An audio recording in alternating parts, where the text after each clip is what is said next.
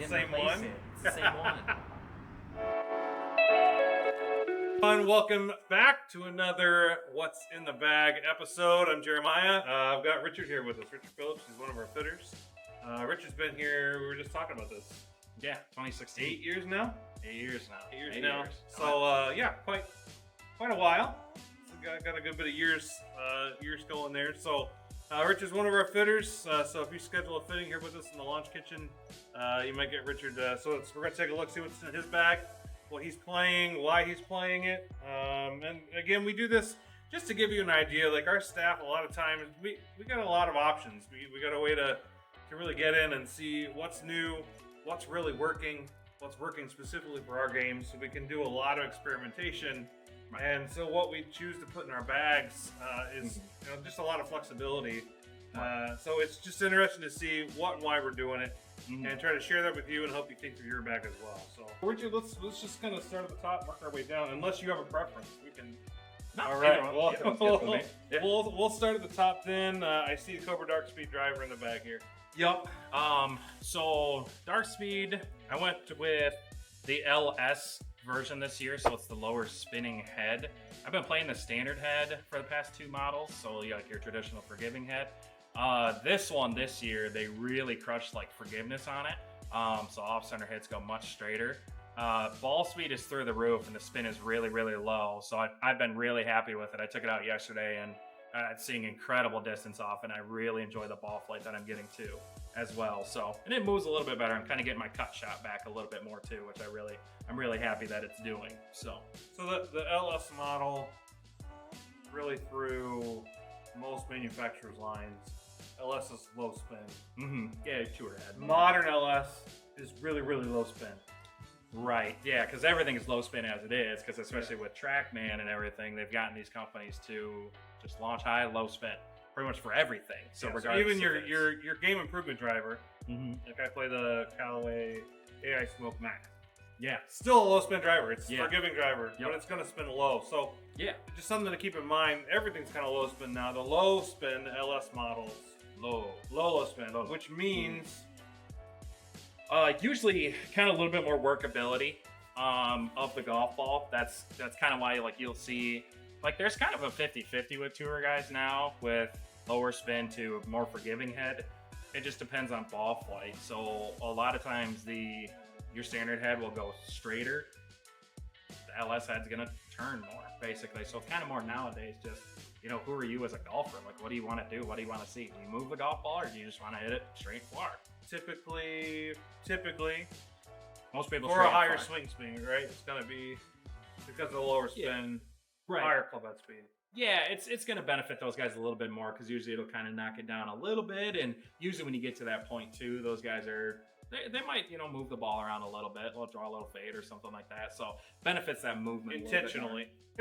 Right, intentionally. I mean, it doesn't happen perfect every time, but intentionally move the golf ball. So all right, so and you all are gonna see like Dark Speed's gonna be really popular with our staff. Super popular. Yeah, and you'll probably see some trends through the series this year. Yeah. So you go from driver to a fairway. Yeah. So I did something. Just one fairway. Yes. Yep. So I actually did it a little different this year. Cobra added it's 3HF. It's a 4-wood. Kind of wish everybody would just call it a 4-wood. It kind of doesn't really make a ton of sense. So with the 3HF, so it's a 16.5 degree head. So it's got a little bit more loft on it. We're kind of getting it to where I wanted a little bit more launch, a little more spin out of my fairway wood because I was kind of getting it to where, like I had a 3-wood prior for the past few years, but it would knuckleball a little bit on me just a hair. So wanted a little more loft, a little bit more spin on it. I'm still getting the same carry yardage with it, which I'm super, super happy about, but it comes in from steeper with more spin, so it'll hold the green much better. So that's what I look for my fairway wood a little bit more. I will hit it off the tee on occasion if I need to. A little straighter ball flight or hit it to a spot type of thing. But more often than not, I'm usually taking, if this is coming out, it's chucking at a par 5 or if it's a longer shot. Yeah, or it's less about accuracy. A little bit less about accuracy, more distance. Yeah, more distance. I mean, I did the X head, not the LS, actually kind of for that to, there you go. Be straighter, essentially as it is. So, because like the LS is a little bit better off the tee box. These launch better off the ground. They're a little shallower. So it's easier to get it airborne. in comparison. So really important thing to note here: LS on the driver doesn't necessarily mean you need the LS in the fairway. Yeah. Because you're doing something different. Yep. So again, we talk about different ways to be creative in your bag. You don't always just have to match just right down the line. Just because you play the LS driver doesn't mean the LS fairway is right, depending on what you're trying to do with it. So our fitters can help keep that in mind. You know, when you're doing something like that. Any of our sales guys, you come to the floor, if you're not doing a fitting, you're just shopping. We'll help you keep that in mind. Think about all those options. Right. So you one fairway wood. Yep. And I do 4 wood's great. A lot of us should be playing more higher lofted fairways, just more loft. Just easier to get the ball up in the air, and you tend to hit it further anyway, right? 5 woods, 7 woods. 7 woods on tour right now, everywhere. Yeah, kind of exploding, yeah. Oh, yeah. All over the place. And then, so just one fairway and no hybrid. No hybrid. Nope. I have played a hybrid before. I did. I still have this driving iron, so it's a Mizuno MP20. I've had it for a couple seasons now. I really enjoy the shaft that's in it. It was one I was looking for prior, and one ended up just strolling into the building, and it worked out great. So I did a utility iron because I wanted to have a lower shot off the tee, so something a little bit more controlled. But this shaft allows me to, into a green, like on a par 5 or something for the yardage, I can get some height on this thing. I can get it to launch really well. So I can get that ball to come in steeper and settle into the green a lot better. So usually a hybrid for most people is going to do that much better, but I just wanted that lower tee shot, which hybrids want to go up. They want to go high. So just a lower ball flight with That's this still thing. a little more forgiveness than what you've got in your iron set. Yeah, especially the traditional 3-iron. Like this is way easier, long shot easier to hit from here. So really enjoying this thing. So that's been a couple years on that, and that's then still we not drop leaving. Down to your irons. Your 4 through pitch, I see. It is a split set. Combo set. Yeah, combo set. So my 4, 5, and 6 iron are the Wilson Staff Model CB irons. This is their brand new one. I have been playing blades for a couple seasons, but I decided to go a little more forgiving on the long side of the bag, a little higher flight. That was kind of the bigger reason why I went to CB, because you get more perimeter weight. Usually it's going to launch it a little bit higher. So mostly that reasoning, but we got the fitting heads in these things, and they feel incredible. Actually, they're fantastic, and the ball speed's through the roof. I don't know what they did with these necessarily this time around, because my lofts are the same, but they're going farther.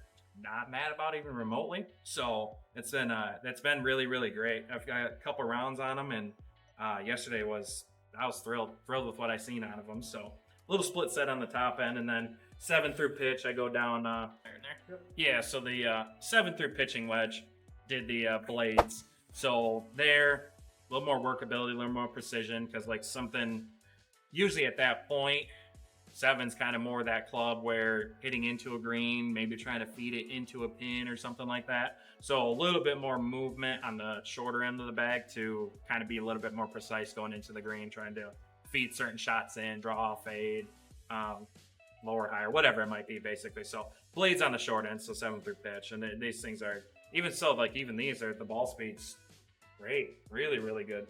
Super happy, pleasantly surprised to say the least in them. So all right, so then 4 through pitch, and then what I would call is your new standard loft and wedges. Yeah. So talk to us about your wedges here. Yeah. So I got SM9s. So this is my second season going into them. I got 50, 54, 58 degree, which the old tradition was 52, 56, 60. A lot of people are hitting it farther now. Pitching wedges are stronger lofted. So this has been more of the traditional lately for the past few years to more fit to what the pitching wedges are doing now for distance-wise and stuff like that. So fits my gap well. I get 15-yard gapping going all the way down because it's hard to... 10-yard gapping is hard to have with wedges. I mean, unless the USJ starts allowing 18 clubs. Can't have that many, technically. So the 15-yard gapping fits really nicely all the way down. And then 58's 100 and in, so it's perfect. Right on the yardage that I like it to do and everything like that. So you've got, these are Vokey SM9s. Yep. Is this the black finish? Or yeah. Is the raw finish? Yeah, the jet black version. Yeah. I like that a lot because I don't, like, especially in like the 50 degree, I'm not a big fan of chrome. So like when I open the club face, it doesn't blind me. Not getting the glare. Yeah, and it's going to be a little softer feeling too as well. So that's usually why tour pros are going to play raw. It's because it'll be darker, so it doesn't glare, but then also too softer feel, so it feels more like what their irons do typically as well. So really enjoying these. Second season on these. The spin rate's up, which is nice. The flight's still really low, which is great too. So because everyone always tries to hit their wedge really high. I mean, it's got 58 degrees, it's got plenty of loft on it, so you don't really need to help it. So usually that lower shot with a little more spin is more controllable. So getting your distance down is a lot easier to do so. So I've been really happy with these. They feel good and they perform great. Yeah, so not distance clubs, all about control. Yeah. Yep. Real accuracy. So if you're only carrying a pitching wedge in your bag, you're hurting yourself. Yeah. If you don't know the loft of your pitching wedge and you're not watching gaps there, you're hurting yourself. So really important, especially for a lot of, your mid-higher handicappers like myself, but even a lot of, mid and lower handicappers. Right. More options around the green. Yep. Is better. Yeah. Most in that scoring. Yeah. Not a lot of people practice half shots, so the more you can full swing a club, usually the easier it is for everybody typically. So. And like make sure you know that loft of your pitching wedge, because before you just go buy that 52, if those pitching wedge lofts are so strong anymore, you'll see them down to 42 degrees or so.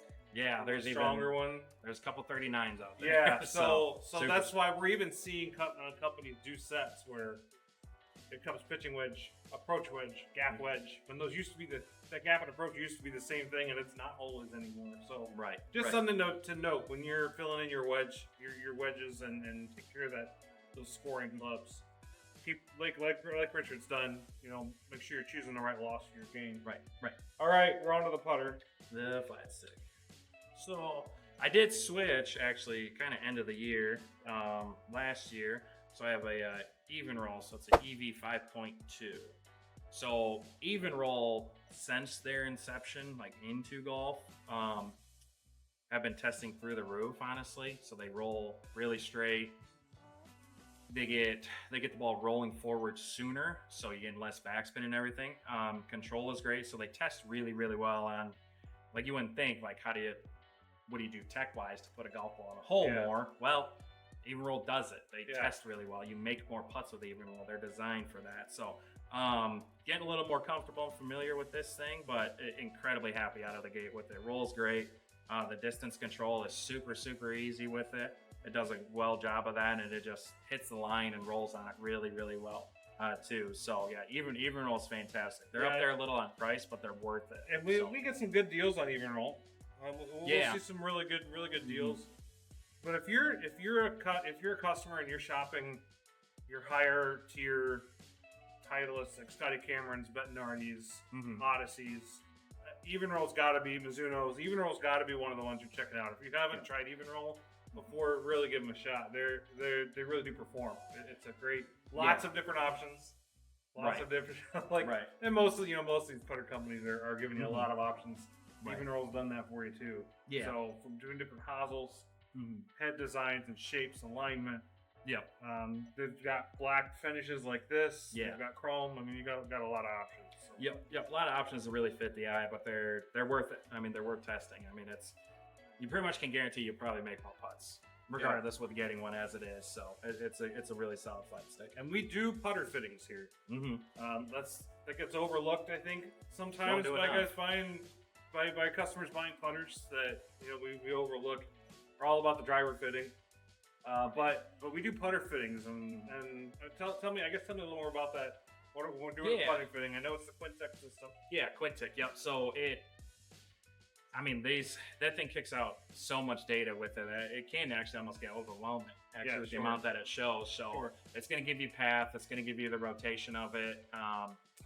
Show you, how you're delivering the putter. What kind of spin you're getting on it. What is it launching? You name a data point, it'll read everything all the way through. And we've been getting fantastic results with it to where we get somebody dialed in on Quintic. They bring it to the golf course and they see it. They get the benefit. They start making more putts. Better consistency. And if you make more putts, it usually means that score is going down. So really good. Keep that in mind if you're buying a new putter. We can even fit your current putter and take a look at how that's working or really not working for you. Maybe it's maybe that would be the deciding factor between, I better look at something else because this is all wrong. So. Right. Yep. Yeah, definitely worth taking a look at. I mean, what do you use on every hole unless you get lucky? Yeah, I mean, exactly. your putters. So That's it. Mm-hmm. All right, so we're through the clubs. I like to ask you, I see a rangefinder on there. Mm-hmm. Yeah, so I've had this Bushnell for a few years now. I mean, we sell a ton of Bushnells. This one's a Tour V4. They're all the way to the V6 now. Still V6? Yeah, V6 now. A couple other models too, like Pro XE. That's their real premium one. That one's really nice. I mean, Bushnell hunting scopes. I mean, they're good. They know what they're doing and stuff like that. So it's got a nice light up LED, which I really like. It pops up, shows really, really nicely. But there's a lot of really good rangefinders out there too. Bushnell's great. Nikon does really, really well too. So this one's been pretty solid. I mean, it's 4 years. I think I've had this for 4 years now, actually. So battery replacement and rock and roll with it again. So Bushnell's really, really good. And then golf ball. What ball do you play? Golf ball. I'm betting those are in here.